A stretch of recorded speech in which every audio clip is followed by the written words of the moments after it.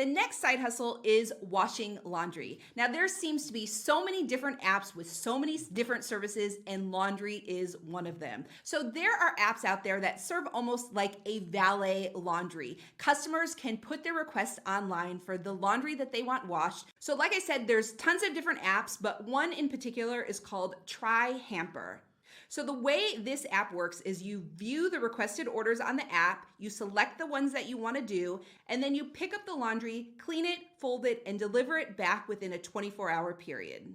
So for requirements, you have to be at least 18 years of age, you have to be able to pass a general background check, have a valid US driver's license, have access to a reliable vehicle, be able to lift 20 to 30 pounds, have a smartphone, and have a washing machine that is at least 4.2 cubic feet.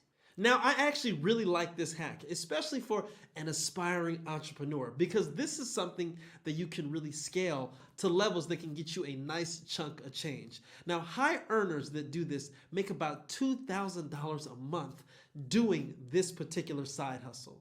And again, that's just for this site. There are multiple sites available. If you are on multiple sites, you could earn even more money, but it's a great way to earn extra money to put towards your investments on your FIRE journey.